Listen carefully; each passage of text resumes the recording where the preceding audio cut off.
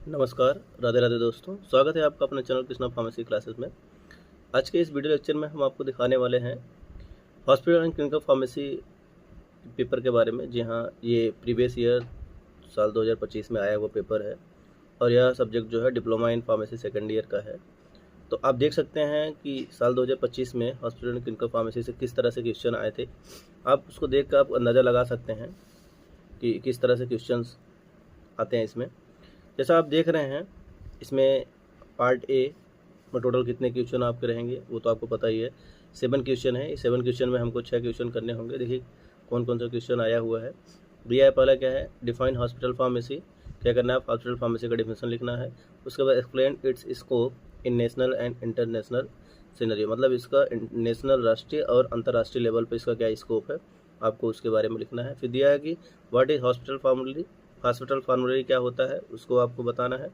फिर दिया है कि describe the procedure for development and use of hospital फार्मूलरी, और उसका क्या करना है, आपको उसको डिस्क्राइब करना है, उसको प्रोसीजर और उसको डेवलपमेंट के बारे में लिखना है कि किस तरह से उसको और डेवलप किया जा सकता है इसको, और उसका यूज क्या है उसके बारे में लिखना है आपको। फिर लिखा है explain in detail about the procedure of drug purchase and drug selection. Drug purchase और ड्रग सिलेक्शन के बारे में आपको क्या करना है, इसमें लिखना है उसके प्रोसीजर के बारे में। उसके बाद लिखा है कि defined drug distribution, drug distribution क्या होता है। Right the advantage and disadvantage of individual prescription order method. आपको क्या करना है, पहली बात इसको डिफाइन करना है, ड्रग डिस्ट्रीब्यूशन होता क्या है। फिर उसके बाद किसका एडवांटेज और डिसएडवांटेज लिखना है, किसका, प्रिस्क्रिप्शन ऑर्डर मेथड का। ठीक है, इसका क्या करना है, आपको फ़ायदा लिखना है, उसका क्या क्या नुकसान होते हैं वो भी लिखना है आपको। फिर दिया है what is clinical pharmacy. Clinical pharmacy क्या होता है, explain the scope and development in India and other countries. कि क्लिनिकल फार्मेसी पहले आप डिफाइन करिए, फिर लिखा है कि इसका स्कोप क्या होता है और इसका डेवलपमेंट आपके भारत में और अदर कंट्रीज़ में किस तरह से ये डेवलप है, उसको आपको क्या करना है, लिखना है। फिर दिया कि what are types of poisoning, poisoning कितने प्रकार के होते हैं। Define antidotes and classify with example. अब उसके बाद क्या करना है, आपको एंटीडोट को क्लासीफाई करना है एग्जाम्पल के साथ में। फिर उसके बाद दिया गया है explain drug interaction and it's type. आपको क्या करना है कि ड्रग इंट्रैक्शन होते क्या है उसके बारे में बताना है और उसके टाइप्स के बारे में आपको बताना है। फिर हम बात करते हैं पार्ट बी की। आप देख रहे हैं पार्ट बी में टोटल आपको पता ही है 11 क्वेश्चन होते हैं। उस 11 क्वेश्चन में से हमको कितने क्वेश्चन करने होते हैं, सिर्फ और सिर्फ 10 क्वेश्चन करने होते हैं इसमें। और लग रहा है क्वेश्चन, हाँ एक क्वेश्चन उधर साइड चला गया है, हम दिखा देते हैं आपको बाद में। आपके इधर यहाँ पे स्क्रीन पे सिर्फ 10 क्वेश्चन ही दिख रहे होंगे। एक क्वेश्चन आपका ये है, इधर साइड आ गया है यहाँ पे। ठीक है, टोटल 11 क्वेश्चन है। हम बारी बारी से इन सभी क्वेश्चन को पढ़ देते हैं। आप देख रहे होंगे जो आपका पार्ट बी होता है वो शॉर्ट आंसर टाइप होता है, जो कि 3 नंबर में आता है ये। इसमें देखिए पहला क्या लिखा है कि right about the application of computers in pharmacy in hospital pharmacy practice. कि जो आपका कंप्यूटर्स का क्या एप्लीकेशन है, क्या उसका अनुप्रयोग है किसमें, हॉस्पिटल फार्मेसी में। ठीक है, फिर इसके बाद लिखा है what is radio pharmaceuticals. Radio pharmaceuticals क्या होते हैं, आपको उसके बारे में लिखना है। फिर डिस्कस अबाउट इस डिस्पेंसिंग एंड डिस्पोजल, और उसके डिस्पेंसिंग और उसके डिस्पोजल के बारे में आपको लिखना है, रेडियो फार्मास्यूटिकल्स। फिर दिया describe in brief of the following. क्या करना है, आपको इसमें शॉर्ट नोट लिखना है। बल्क कंपाउंडिंग क्या होते हैं, फिर टोटल पेरेंटल न्यूट्रिशन क्या होते हैं, इसके बारे में आपको क्या करना है, लिखना है। फिर दिया गया discuss it brief about automated drug dispensing system end devices. Automated drug dispensing क्या होते हैं उसको लिखना है, और कौन कौन से डिवाइस होते हैं उसमें, उसके बारे में आपको लिखना है। फिर right a note on inventory control techniques. Inventory controls की क्या क्या टेक्निक्स होते हैं उसके बारे में आपको लिखना है। फिर describe in brief about medication history of the patient. किसी भी पेशेंट की उसकी मेडिकेशन हिस्ट्री के बारे में आपको करना है, डिटेल में लिखना है। Define patient counselling, patient counselling को डिफाइन करना है। फिर उसके बाद इसमें लिखा है कि write the role of pharmacist in patient counselling, और उसके बाद किसी भी पेशेंट की काउंसलिंग में फार्मासिस्ट का क्या रोल होता है उसको आपको डिफाइन करना है। फिर write in brief about the organisational structure of hospital pharmacy.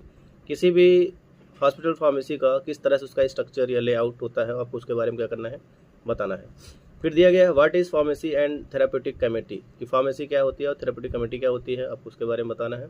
फिर give its two major objective serve by the committee. आपको क्या उसको दो कोई मेजर ऑब्जेक्टिव लिखने हैं, उसके लक्ष्य लिखने हैं इसमें। फिर दिया defined pharmaceuticals care. Pharmaceutical care क्या होते हैं, what is the procedure and to provide pharmaceutical care, कि फार्मास्यूटिकल केयर प्रोवाइड करने के क्या प्रोसीजर होते हैं उसके बारे में आपको बताना है। फिर आपका जो इस सेक्शन से लास्ट जो क्वेश्चन है आप देख सकते हैं यहाँ पे 11 नंबर वाला, उसमें दिया गया है give the significance and interpretation of test result for liver function test in clinical laboratory, मतलब LFT जिसको बोलते हैं शॉर्ट में। लीवर फंक्शन टेस्ट के क्या सिग्निफिकेंस होते हैं, क्या इंटरप्रिटेशन होते हैं उसके बारे में आपको बताना है। फिर आ जाते हैं हम पार्ट सी पे। पार्ट सी आप देख रहे हैं जो ऑप्शनल होते हैं आपके, इसमें मल्टीपल चॉइस क्वेश्चन हैं। इसमें आपके टोटल 20 क्वेश्चन रहेंगे। 20 क्वेश्चन में प्रत्येक क्वेश्चन 1 नंबर का रहेगा और 3 टाइप का रहेगा। एक ऐसा रहेगा उसमें 4 ऑप्शन दिए रहेंगे, एक आपका fill in the blanks type रहेगा, एक समझ लीजिए कि 1 लाइनर रहेगा, आपको 1 लाइन उसका आंसर देना रहेगा। तो बारी बारी से हम दिखा देते हैं सबको। देखिए जब पहला जो क्वेश्चन है क्या है, how many pharmacist should be appointed for any small hospital, किसी भी स्मॉल हॉस्पिटल में कितने फार्मासिस्ट होने चाहिए, उसमें लिखा है कितना, 2। करेक्ट ऑप्शन जो होगा 2 होगा। फिर head of store should be, जो स्टोर का जो हेड होता है वो कौन होता है, जो भी फार्मा किया हुआ पर्सन होगा वो होगा। फिर how many pharmacist should be in composition of pharmacy and the therapeutic committee, किसी भी फार्मेसी कंपोजिशन और किसी थेरेप्यूटिक कमेटी में कितने फार्मासिस्ट होने चाहिए, तो इसमें लिखा है कितना, टोटल 3। ठीक है। अब उसके बाद the drug which induce vomiting are called, ऐसी दवाएं जो आपको वोमिटिंग में बढ़ावा देती है, जो वोमिटिंग कराती है, उल्टी कराती है, उसको क्या बोलते हैं आप, इमेटिक्स। और ऐसा होगा कि जो उल्टी को रोकती है तो वहाँ हो जाता है एंटीमेटिक्स। ठीक है, लेकिन यहाँ पे उल्टी को बढ़ावा देने वाली तो हम बहुत बात करेंगे किसकी, इमेटिक्स की। इसमें ये वाला सही है। फिर low level of potassium in blood is called, आपके ब्लड में अगर पोटेशियम लेवल की कमी हो जाएगी तो एक लाइन में उसको क्या बोलोगे, हाइपोकैलेमिया। हाइपो मतलब होता है कम और हाइपर मतलब होता है ज़्यादा। तो जब ज़्यादा की बात करेंगे तो हाइपर हो जाएगा, कम की बात कर रहे हैं तो यहाँ पे ये वाला सही है, हाइपो।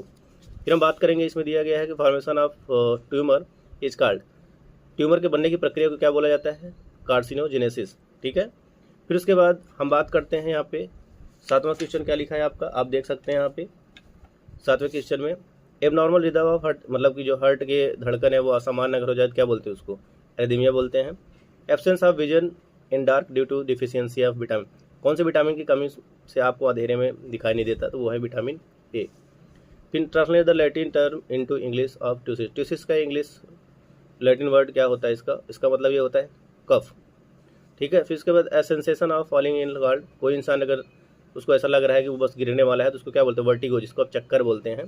ठीक है, चक्कर आना। फिर define out patient, out patient को क्या करना है आपको, डिफाइन करना है एक लाइन में कि आउट पेशेंट किसको आप कहेंगे, वह रोगी जो अस्पताल में भर्ती नहीं होता, केवल उपचार लेके चला जाता है, उसको क्या बोलते हैं, आउट पेशेंट। आप सुन के लिख लीजिए इसका एक आंसर एक लाइन में। फिर दिया गया है डिफाइन एंटीमाइक्रोबियल, एंटीमाइक्रोबियल क्या होते हैं, वे दवाएं जो सूक्ष्म जीव बैक्टीरिया वायरस को नष्ट करती हैं, उन्हीं को क्या करती है, एंटीबैक्टीरियल कहते हैं। ठीक है, या एंटी माइक्रोबियल बोलते हैं, जो रोकने का काम करती हैं उनको। फिर उसके बाद आप देख रहे हैं क्या लिखा है इसके बाद, व्हाट इज़ हीमेटोलॉजी, हीमेटोलॉजी क्या होता है, हीमेटोलॉजी में रक्त और उससे संबंधित रोगों का जो अध्ययन होता है उसी को क्या बोला जाता है, हीमेटोलॉजी। ठीक है। फिर दिया गया है कि व्हाट इज़ PFT, इसका फुल फॉर्म लिखना है आपको, पल्मोनरी फंक्शन टेस्ट। ठीक है, PFT मतलब होता है पल्मोनरी फंक्शन टेस्ट। पल्मोनरी मतलब आपके लंग से संबंधित अगर कोई दिक्कत होती है तो उसको क्या टेस्ट करते हैं, उसको PFT बोला जाता है। व्हाट इज़ फार्माकोविजिलेंस, फार्माकोविजिलेंस क्या होता है, दवाओं के मतलब उसके साइड इफेक्ट वगैरह की जो निगरानी वगैरह करते हैं, उनको जो अध्ययन करते हैं या फिर उनको सुरक्षा का जो अध्ययन करते हैं उसी को क्या बोला जाता है, फार्माकोविजिलेंस। फिर what is the full form of NDPS, इसका जो फुल फॉर्म होता है नारकोटिक ड्रग एंड साइकोट्रॉपिक। ठीक है, इसका फुल फॉर्म ये है। फिर उसके बाद क्या है, डिफाइन पीडियाट्रिक्स, पीडियाट्रिक्स क्या होते हैं, बच्चों के रोगों और उपचारों का जो अध्ययन होता है उसको क्या बोला जाता है, पीडियाट्रिक्स। फिर व्हाट इज़ एनीमिया, एनीमिया क्या है, रक्त में हीमोग्लोबिन की कमी की स्थिति को क्या बोला जाता है, एनीमिया बोला जाता है। फिर डिफाइन ट्रांसक्यूलाइजर, ट्रांसक्यूलाइजर क्या होता है, ऐसी दवाएं जो आपके मानसिक तनाव और चिंता को कम करने वाली होती है उसी को क्या बोला जाता है, ट्रांसक्यूलाइजर। फिर व्हाट इज़ मियोसिस, मियोसिस क्या होता है, आँख की पुतली का जो संकुचन होता है उसी को क्या बोला जाता है, मियोसिस। आशा करते हैं कि यह वीडियो आपको पसंद आया होगा। आप चाहते हैं कि ऐसे ही और वीडियो हम आपके सामने लाते रहें, तो अगर अभी तक आपने हमारे चैनल को सब्सक्राइब नहीं किया है तो सब्सक्राइब कर लें, ताकि वीडियो का जो भी नोटिफिकेशन होगा वो आप तक जल्द से जल्द पहुंच सके। आप देख रहे हैं पेपर आपकी हिंदी इंग्लिश दोनों में आते हैं, हम आपको हिंदी वर्जन भी दिखा दे रहे हैं किस तरह से, ये देख लीजिए। इसी के साथ हम अपने वीडियो को एंड करते हैं। अब देख लीजिए इधर पार्ट C भी है, इसमें किस तरह से आया हुआ है। धन्यवाद।